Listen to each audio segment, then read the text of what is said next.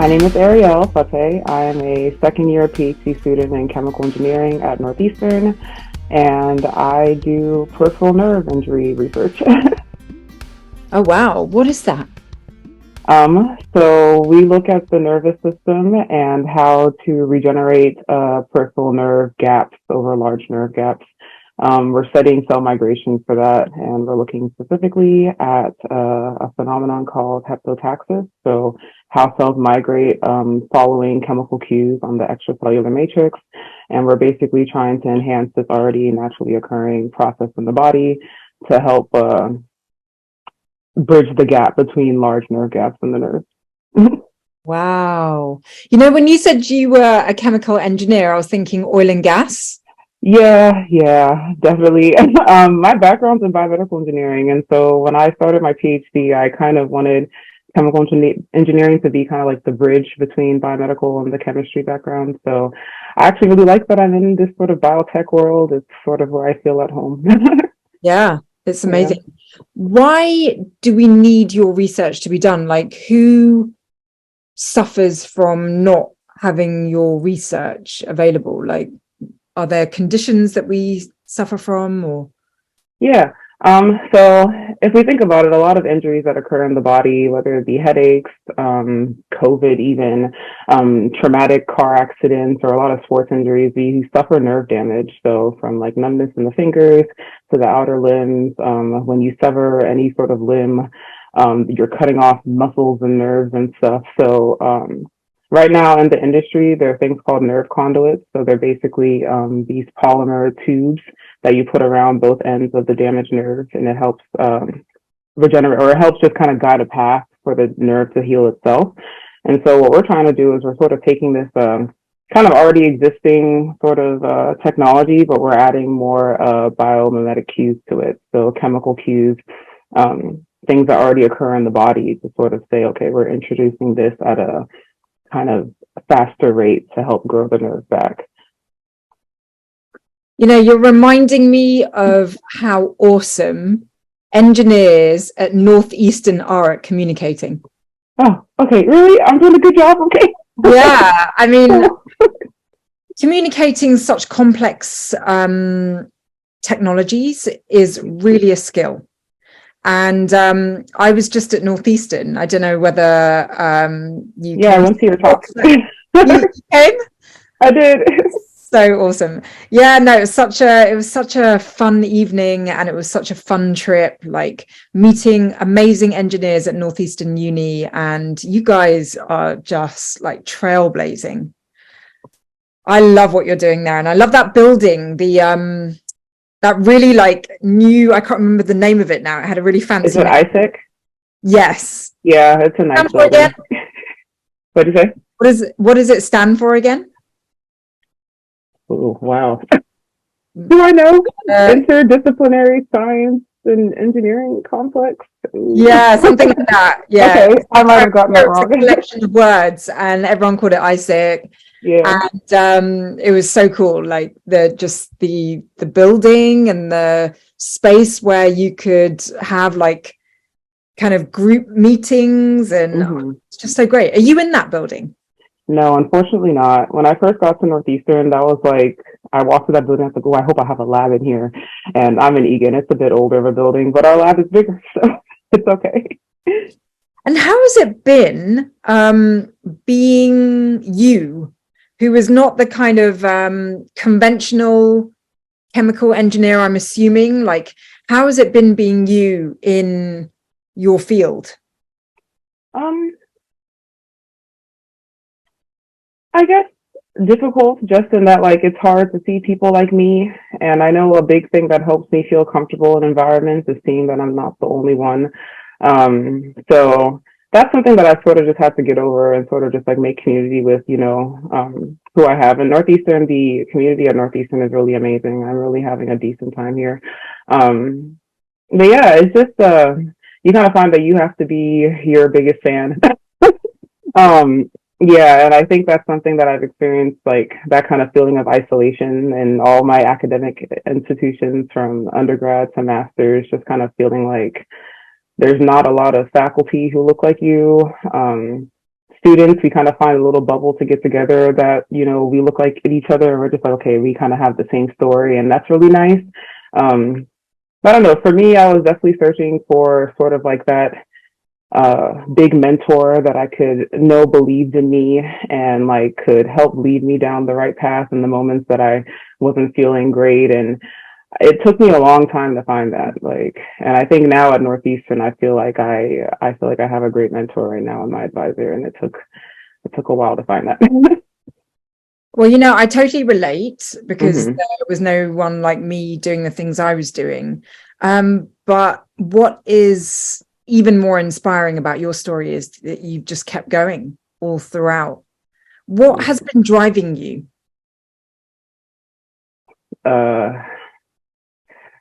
Man, that's a loaded question. I think just I had to prove to myself I could do it, and prove to, which I don't know if this sounds bad, but I felt like in undergrad, especially undergrad was really traumatic for me. To unfortunately say, I felt like kind of in that space that I was telling you, that I really was searching for mentors, someone who could just tell me, hey, like it was a bad day, but just pick it back up. I didn't have that in undergrad. Instead, I had a lot of not naysayers, but just people who weren't really pursuing me in the way that I wanted to go, because it felt like, I don't know if they didn't believe in me. And this could just be like my sort of terrible self-esteem coming through when I was younger. But yeah, I really was looking for that. And so now that I'm older and, I'm a little wiser, I guess, and I sort of felt I've chosen this PhD path to be something that is induced. And I just said that, you got to do it. It's really hard. And trust me, there are days that I come in and I'm just like, I don't feel like doing anything today. Like this seasonal depression, everything is just hitting really bad right now. But I just feel like I had to prove to myself that, despite how you felt in undergrad and despite all those feelings, that big imposter syndrome that I still am kind of suffering from now, I just I'm going to feel so good at the end of this. So I just have to push through that. Yeah. Well, you are so not alone. Like, I so get what you're talking about. I really, really understand. And, it's for those exact reasons that, I started this podcast, because I just didn't see anyone like me. Mhm. I constantly felt like an imposter. I was always met with just a lot of people telling me that I should just stop. Why am I doing this? Yeah. And, like, are you sure you can do this? And, it was just a lot of doubt Mm-hmm. all the time. And, when I look back now, like, I'm not practicing what I studied. I'm not in that field anymore. I'm in something quite different. So it must have been pretty bad for me to have left, And I do often ask myself, like, my gosh, like, how was I feeling back then that I didn't stay in the industry? And then when I talk to people like you, I'm just like, no, it was a thing.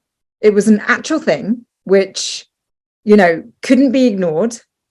And people don't often talk about. And it's interesting Yeah. hearing you talk about it, because I can hear in you this kind of undertone of like, oh my gosh, I don't really want to be talking about this right now. Like, I don't really want to be admitting that things aren't great, because I think we live in a society where we're always having to sort of like express that everything's great and positive, Yeah. and like, yes, there were bad times, but like everything's great now. And sometimes it's just okay to just say, it was hard. Yeah. And I think I'm finally now becoming okay with telling people when they ask me, how are you doing? And I'm just like, you know what? It could be a better day. like, it's just, I'm sure this PhD journey is really hard, and just considering sort of my background, and just I'm really proud of myself for making it this far, because there are plenty of times I could have stopped, plenty of times I wanted to stop. And um, I just knew, outside of me, I think like you said, there are not a lot of people out there that look like us. And I know a big thing for me that I didn't see was representation. And I'm hoping that no matter my tears or no matter how much I say that, oh, this sucks, that like someone can look at me and say that like, well, it's doable. And clearly I have a dream that I don't even know how big it is, but I know it's big. Like I want to do something really good with this degree. So I just got to keep pushing. And that is the main point, because this isn't about like, you know, dissing anything Yeah. or like, you know, having a moan and a whine Yeah. about how hard it is. Like, what is so inspiring about seeing you there is the fact that you're still doing it, no matter the challenges. And I think that is like always just the biggest motivator, that, you know, we don't live in a world where it's like roses all the time. There are difficult days, but despite those difficult days, you still keep going. I think that's like, you don't even need to speak, you know, you're doing it. You're actually doing it. And that's all that Doing the counts. thing. Yeah. So what is the dream? What is the dream? I don't fully know. In my head, I tell myself that I want to work in R&D. I want to hopefully be a director or some sort of like big leading person in a biotech or pharmaceutical or medical device company.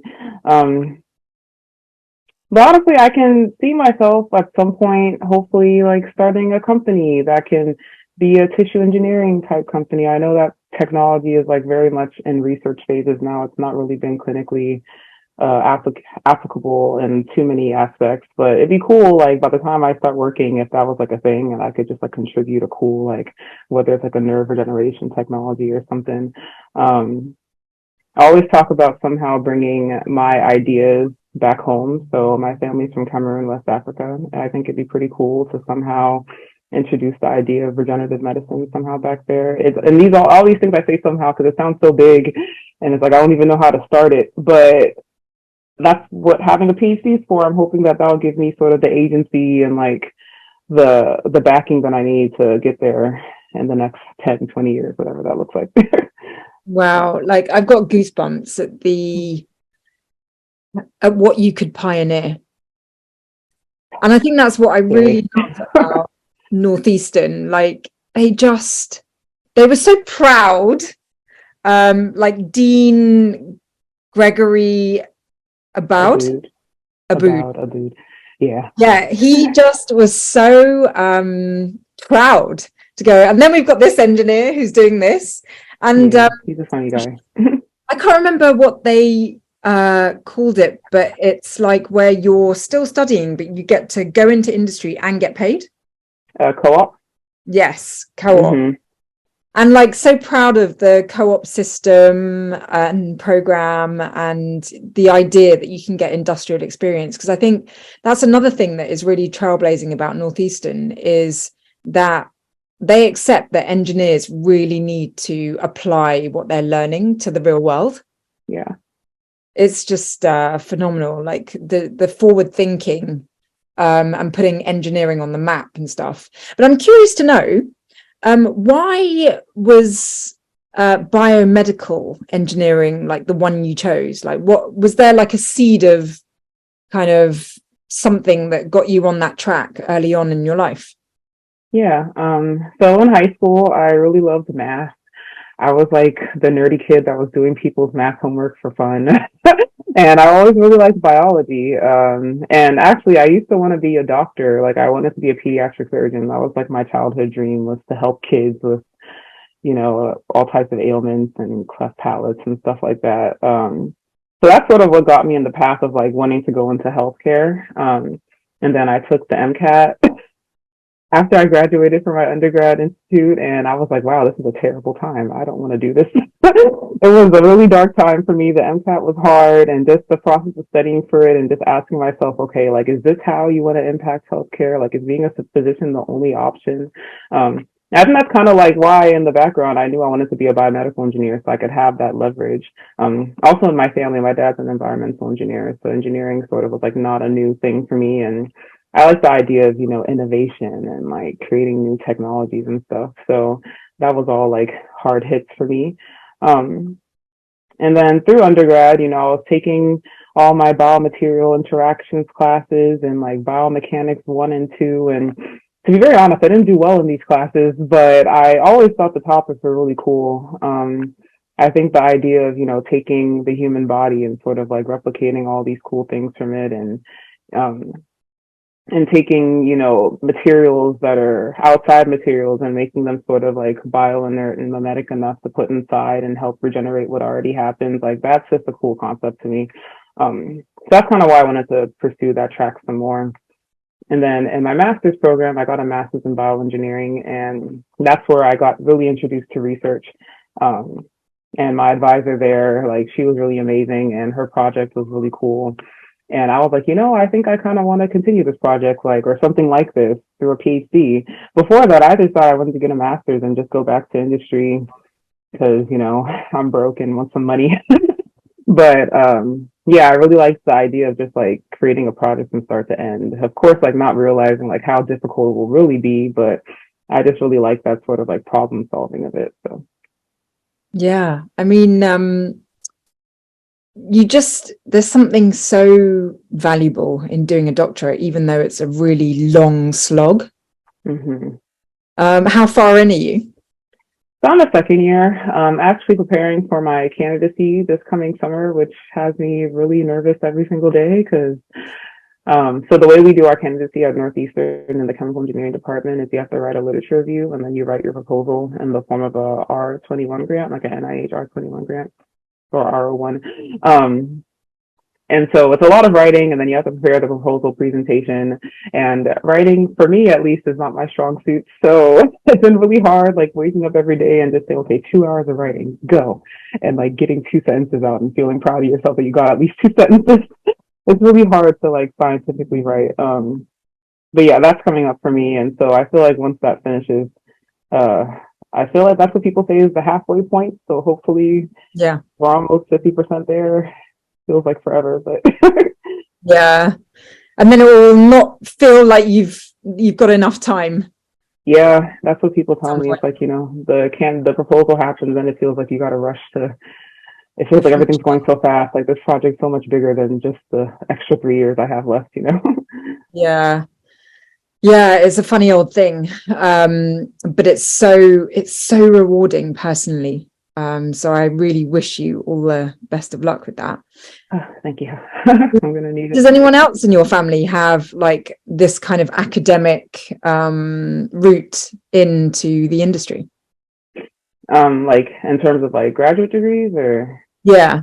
Like yeah. your dad is an environmental engineer. Did he do something so academic?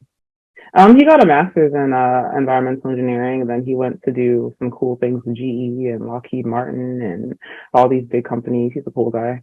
My mom has her master's as well, and then I have a lot of like doctors in my family. We got like my sister is a up and coming lawyer. She's about to graduate from Texas Tech.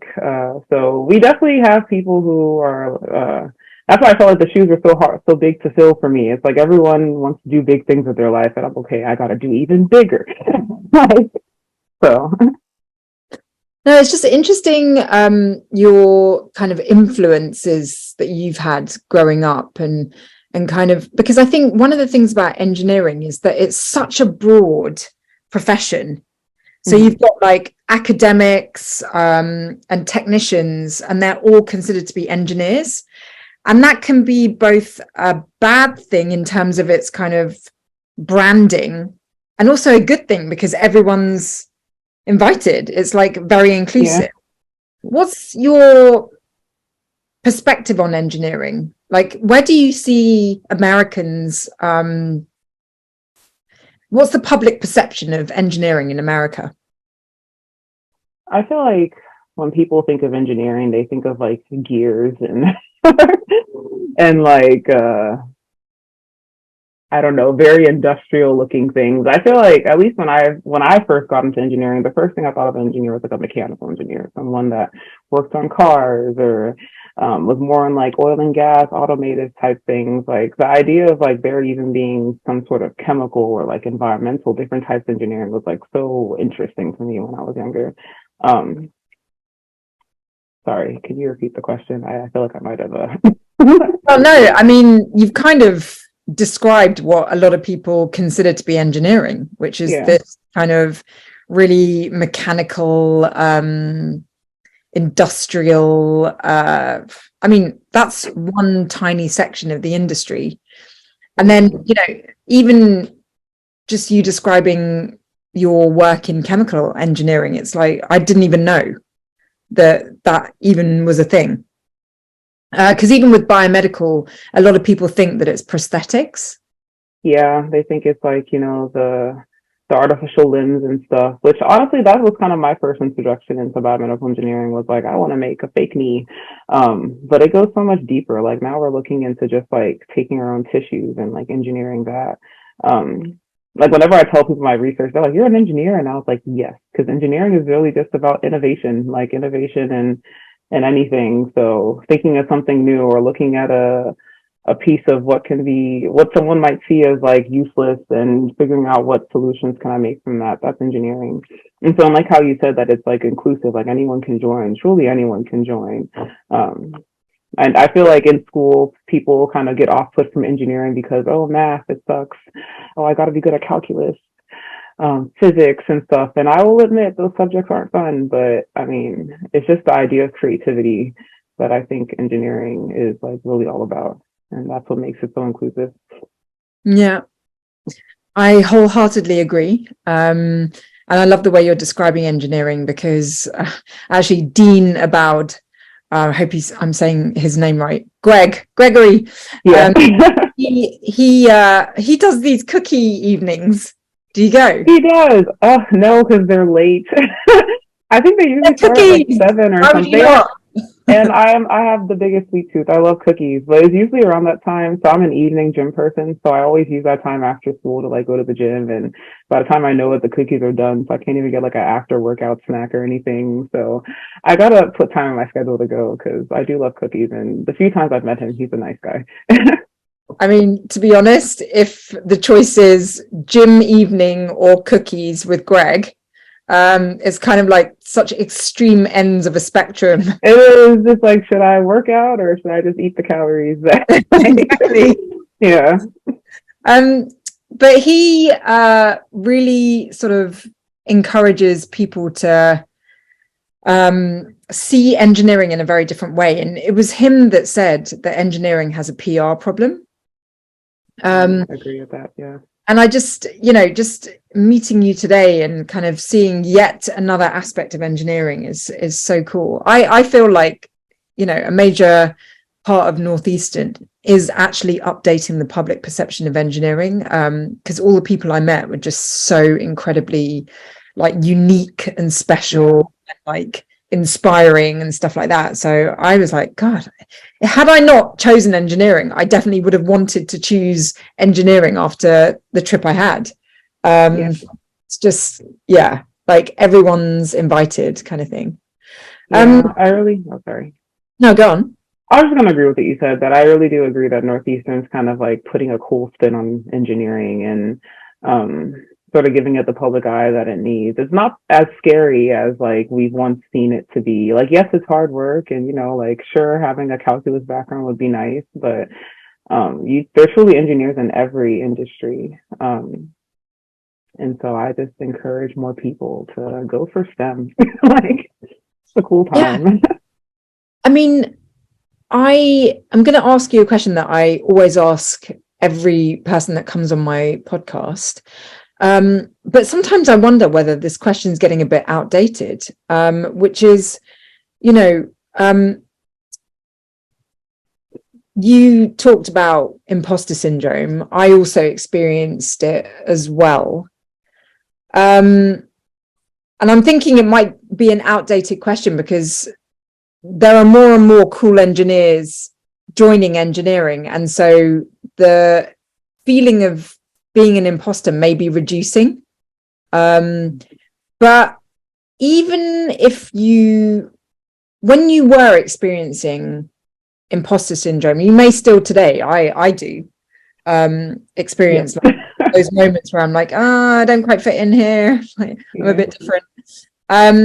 what would be your key pieces of advice in getting through that?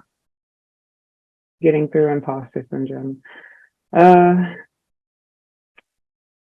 so just, I mean, as corny as this may sound, you really just gotta believe that you can do it. Because not every task you're going to be given is going to seem feasible. It's going to seem really big and hard. But I think just having that confidence and just knowing that, no matter the task, I'm going to put in my best effort. No matter how it comes out, you may be completely wrong. And I'm sure, as you know, PhD is about a lot of failure, right? And just not getting caught up in defining yourself by that failure, realizing that, you're bigger than just this one part. And in the whole grand scheme of things, like, you're very capable of doing it. And I wish that was something that someone would have told me when I was younger, when I was first starting out. And, you know, it's something that I have to constantly remind myself every day when I go into the office that, no matter what happens today, a failed experiment, your cells died, you only got one sentence down written for your proposal, like, just keep pacing yourself and keep, like, believing that you can do it. So, which is, like, very much, that's kind of anti-imposter syndrome, right? Because imposter syndrome comes from just thinking that you don't belong and that you can't do, that your dreams are way too big for what you're capable of. And you kind of, at least for me, I kind of just got to fake it till I really believe it. And at some point you will. Like, it's not going to be dark for a long time, but yeah, you just got to keep pushing through it because you're much more capable than you really think you are. The key message I hear coming out of everything you're saying is that it's not about getting the right result. It's about the fact that you're actually doing it in the first place. Yeah, yeah, which is like something that, like I said, I need to listen to my own advice because I'm saying this now because I've heard it from a few people, and like I know it's not all about like correct and perfection. Like, that's just something in my personality that I criticize myself a lot for not doing the right thing, or like, oh, this one little mistake can lead to this bigger mistake, and oh, that's 2 years down the drain. Like, you just got to do it, and in doing it, you learn so much. Like, through all the troubleshooting and stuff that I've gone through with my project, I feel like I can speak a lot more confidently about what I'm doing now than I ever did when I first started. And it's from all the failures that I've already had. Like, it's starting to make sense now. So Yeah, this conversation has really helped me today because uh, just hearing what you've said has really crystallized something in my mind, which is that often when we experience imposter syndrome, it's because we care more about what people are thinking about us. And other people's opinions are actually way more valuable than our own. And when you say believe in yourself, you're not saying it in a way like you can get the right answer and you can succeed. It's more just like, listen to your own voice, listen to your own opinions about yourself. yeah. Put in everything you can, show up as your best self, and that's all you can do. Yeah. So I just really, really love that, because I often forget, even today, after years and years of like doing a lot of sort of self-awareness work and, really trying, like having 5 years of conversations like these, I can still forget to listen more to what I truly feel about the effort I'm putting in, what I'm accomplishing, just things like that, than everybody's judgment of how I'm doing. Mm-hmm. Yeah. So It's those outside eyes that can really be, it can really get in your head. And it's something that, like I said, I still have to constantly remind myself, like, it doesn't matter what everyone's doing. Like, so in my lab, especially, I'm probably one of the newer, or interesting enough, my advisor actually asked me last week, she's like, are you ready to be a senior PhD student in the lab? Because now, like, we have 2 of our seniors leaving. And so that means me and another person who are kind of like the seniors now. And then we have another girl who just started in the lab too. And I'm just like, I don't think I am. Like, it seems like a really big job. Like, they knew so much and I feel like I don't know anything. And it's just, she kind of reiterated everything that I'm telling you. It's just like, you just got to believe you could do it. And it's not that the previous seniors or anyone that, it's not that they knew more than you. It's just that they kind of went into the lab and they're like, I can figure this out. And so that's just kind of like the confidence that you need to have. And it's a work in progress, but I feel like next year, once I finally now senior in the lab, I guess I'm just going to have to do it. So. Yeah. And those senior people who are leaving were also not senior once upon a time. Yeah, they were also baby grad students. So. Yeah. It's quite amazing how like the universe kind of puts us in to situations where we can grow and evolve.